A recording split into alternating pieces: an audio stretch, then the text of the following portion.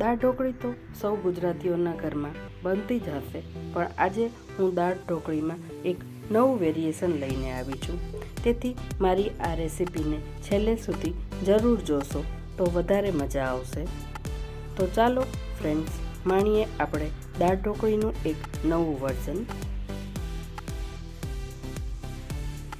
દાળ ઢોકળી બનાવવા માટે આપણે દાળને એકાદ કલાક આવી રીતે પલાળી દેવાની છે. પલાળીને દાળ બાફવાથી તરત જ બફાઈ જાય છે. હવે આપણે કુકરમાં તેને સીધી જ આવી રીતે બાફી લઈશું.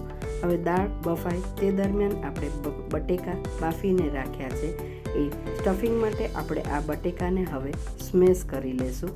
બટેકાને જરાય ગાંઠી ન રહે તેવી રીતે એકદમ જ સ્મેશ કરવાના છે, તેથી સ્ટફિંગમાં આપણને ખૂબ જ સરળતા રહે.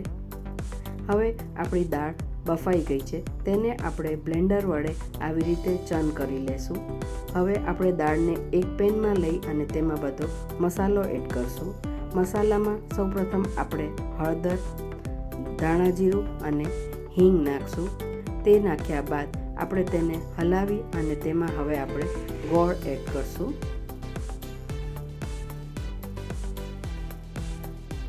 આ ગોળ નાખ્યા બાદ દાળમાં આપણે થોડુંક પાણી રેડવું અને હવે આપણે દાળને ઉકળવા દેશું.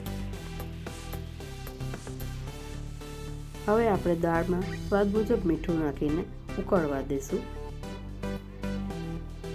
હવે આપણે આ દાળમાં કાચા શેંગદાણા નાખશું. દાળ ઢોકળીમાં શેંગદાણાનો ટેસ્ટ ખૂબ જ સરસ આવે છે. આપણી દાળ ઉકળે તે દરમિયાન આપણે સ્ટફિંગનો મસાલો રેડી કરશું. સ્ટફિંગના મસાલામાં આપણે હિંગ, હળદર, મરચું, ધાણા જીરું પાવડર, ગરમ મસાલો, તમે જે પ્રમાણે તીખું ખાતા હોય તે પ્રમાણે ગરમ મસાલો એડ કરવો, મીઠું અને ખાંડ અને અમચૂર પાવડર. જો તમે ખાંડ નાખવા ઈચ્છતા હો તો ખાંડ અને અમચૂર પાવડર બંને નાખો, તેથી તેના ટેસ્ટનો બેલેન્સ જળવાઈ રહે. હવે તેમાં કોથમીર નાખી અને આપણે સ્ટફિંગ રેડી કરી લઈશું. આપણું સ્ટફિંગ રેડી છે. હવે આપણે ઢાંકીને તેને એક બાજુ મૂકી દઈશું. હવે દાળ ઉકળે તે દરમિયાન આપણે ઢોકળી માટેનો લોટ રેડી કરીશું. ઢોકળી માટેના લોટમાં આપણે ઘઉં અને ચણાનો લોટ બંને લીધા છે. જો 1 વાટકી ઘઉંનો લોટ હોય તો તેમાં અડધી વાટકી જેટલો ચણાનો લોટ લેવો. હવે આ લોટમાં આપણે પણ તે જ પ્રમાણે મરચું, હળદર, ધાણા જીરું અને મીઠું નાખી અને થોડુંક તેલનું મોણ નાખી, તેલના મોણ 1 થી 2 ચમચી જેટલું જ લેવું. હવે આ બધું નાખી અને તેને બરાબર મિક્સ કરી લેવું.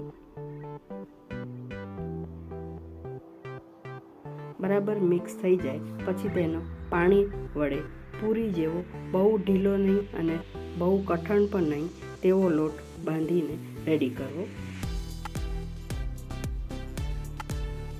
આપણો લોટ બંધાઈને રેડી છે. આપણો લોટ આ રીતે પૂરી જેવો બાંધવાનો થશે. હવે આપણે આ લોટમાંથી પૂરી વણી લેશું. પૂરી વણતા પહેલાં આપણે જે સ્ટફિંગ રેડી કર્યું છે એ સ્ટફિંગમાંથી આપણે બધા બોલ્સ બનાવીને રેડી કરી લેવાના. બોલ્સ આ રીતે બનાવીને આપણે રાખીશું તો આપણને ભરવામાં ખૂબ જ સરળતા રહે છે. આપણા બોલ્સ બધા રેડી છે. હવે આપણે દાળમાં નાખવા માટેની ઢોકળી વણશું. દાળમાં નાખવા માટેની ઢોકળી આપણે થોડી નાની વણવી, તેથી દાળમાં નાખતી વખતે તે ખૂબ જ ફૂલીને મોટી થઈ જાય છે. આપણી પૂરી આ રીતે થોડીક જાડી વણશું અને હવે પછી તેમાં સ્ટફિંગ ભરશું. સ્ટફિંગ ભરતી વખતે ખૂબ જ સાવચેતીથી ભરવું, તેથી તે બહાર ન નીકળી જાય. આ રીતે આપણે પોટલી ઢોકળી પણ બનાવી શકીએ છીએ.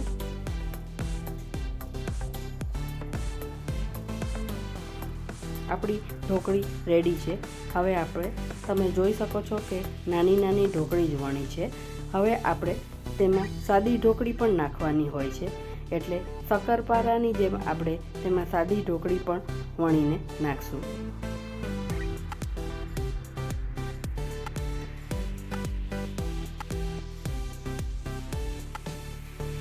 હવે આપણે જે દાળ ઉકળે છે તેમાં આપણે તૈયાર કરેલી ઢોકળી એડ કરશું.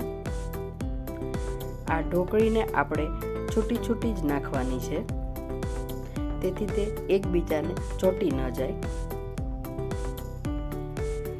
હવે આપણે જે સ્ટફ દાળ ઢોકળી નાખ્યા પછી તેમાં આવી રીતે સાદી ઢોકળી પણ નાખવી જરૂરી છે. સાદી દાળ ઢોકળીનું પ્રમાણ ખૂબ જ ઓછું રાખવું. હવે આપણે તેને વચ્ચે એકાદ વાર હલાવી દેવું. આ દાળ ઢોકળી ખાધા પછી આપણે સાદી દાળ ઢોકળી પણ ખાવાનું ભૂલી જઈએ છીએ, તેટલી સ્વાદિષ્ટ લાગે છે.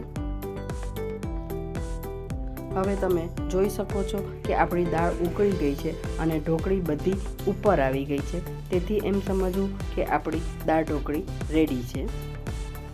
હવે આપણે તેમાં આમલીનો પલ્પ એડ કરશું.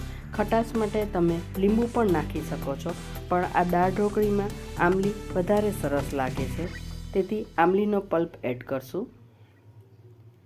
જો તમને દાળ થોડી જાડી લાગે તો તમે એમાં પાણી રેડી શકો છો. હવે આપણે વઘાર કરશું, અને દાળ હોય એટલે એમાં ઘીનો વઘાર ખૂબ જ સરસ લાગે છે.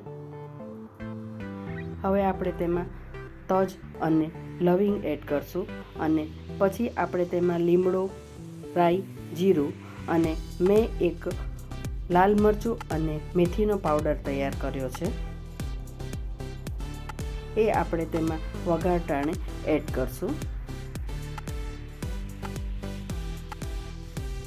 આ વઘાર થઈ જાય એટલે ગેસ બંધ કરીને આપણે મેથી અને મરચાંનો પાવડર જે તૈયાર કર્યો છે તે એડ કરી અને તેને સહેજ હલાવી અને પછી દાળમાં નાખવો. આ મેથીનો પાવડર નાખવાથી દાળ ખૂબ જ સ્વાદિષ્ટ બને છે.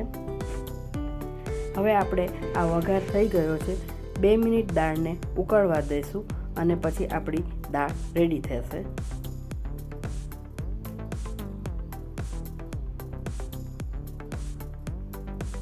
હવે આપણે તેમાં છેલ્લે કોથમીર એડ કરીને આપણે દાળ ઢાંકીને બંધ કરી દઈશું. તો તૈયાર છે આપણી સ્ટફ દાળ ઢોકળી.